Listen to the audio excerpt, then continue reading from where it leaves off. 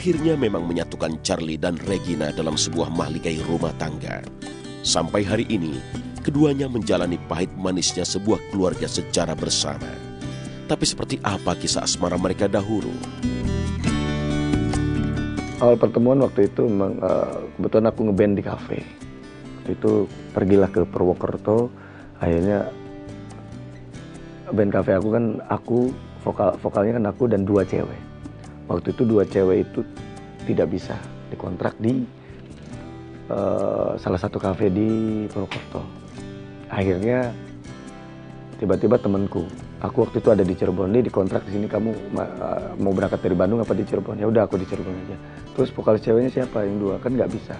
Ya udah ada kata temanku, kata manajer si band cafe itu, udah ada. Nah itu baru ketemulah pas aku ketemu sama istriku Gina itu pas di situ di cafe di Purwokerto itu. Ada vokalis baru, dia bantuin bandku main di situ, habisnya berkelanjutan di situ. Ya kalau memang sudah jalurnya dari Tuhan ya apapun ya enak aja lah gitu ya. Mungkin ya sudah, hati juga berasa nyambung, hati juga berasa tertarik, hati juga merasa cinta, sayang. Itu kan terus mengalir. Hati juga sudah tidak memikirkan apa-apa, bagaimana caranya aku udah yakin dengan pacarku ini menjadi sosok istri buat aku. Udah. Jadi walaupun waktu itu aku belum buat ST12 ya, aku yakin aku harus nikahin dia. Ya udah nikahin. Udah nikah.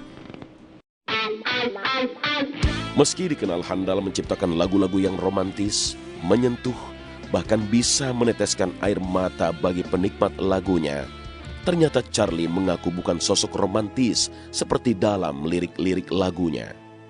Lantas, bagaimana sosok Charlie bisa hadir dalam kehidupan Regina?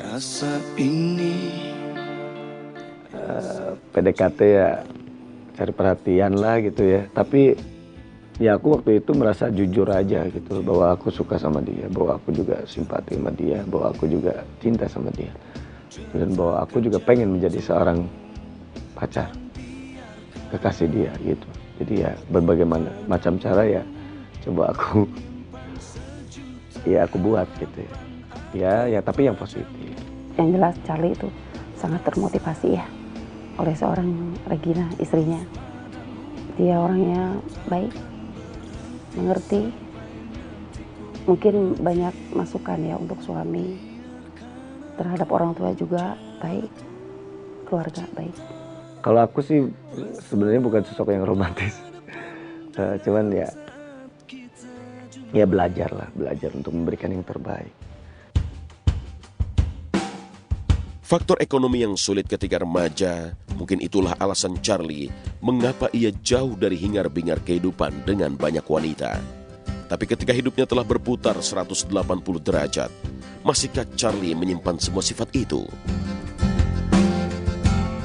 Aku orang yang jauh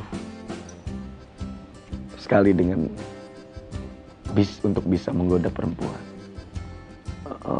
Dan aku orang yang sangat cuek dengan perempuan.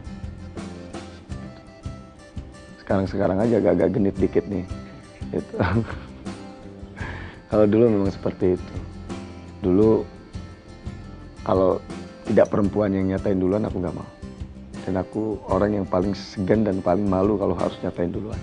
Dan harus suka sama orang. Dan aku berusaha apa adanya aja.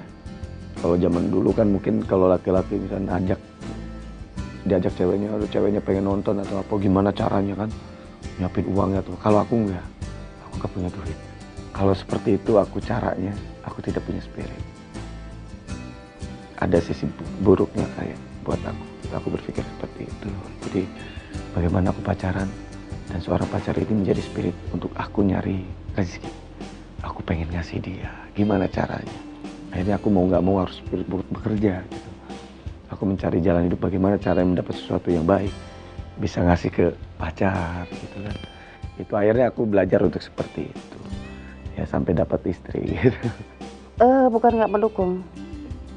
Waktu itu mungkin orang tua berpikir, kamu ini masih sekolah aja yang benar gitu. Tapi memang bandel dia. Tapi kebandelan dia tuh nggak kayak anak-anak misalkan berantem gitu sama teman atau soal cewek. Enggak, dia sama cewek jutek. dari sekolah jutek banget. Karena dia di musik. Jadi di mana dia duduk, disitulah dia bernyanyi. Di mana dia berteman, disitulah dia bernyanyi. Menikah dalam kondisi serba terbatas, Charlie dan Regina telah dikaruniai seorang buah hati, Restu namanya. Saat ini pun Charlie tengah menanti datangnya malaikat kecil kedua di rumahnya karena Regina tengah hamil kembali. Kondisi Regina saat ini memang tidak sebaik kehamilan pertamanya. Ketika kehidupannya serba berkecukupan saat ini, ia justru harus total beristirahat demi menjaga kandungannya. Anak pertamaku yang dinamakan Restu.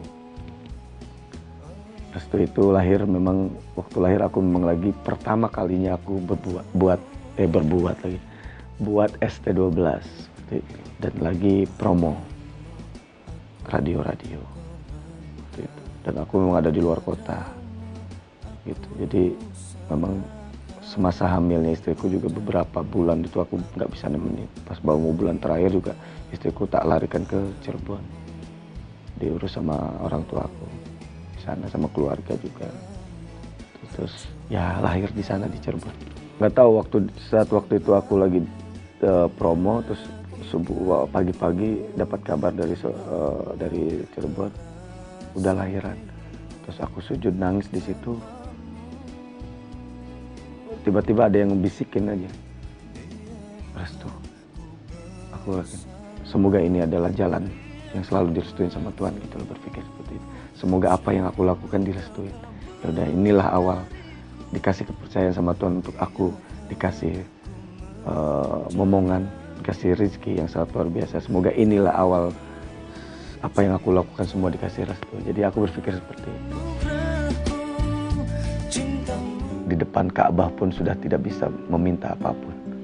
Aku hanya coba bisa menangis, memohon sama Tuhan kasih petunjuk buat aku bisa bersyukur sama dirimu. Gitu.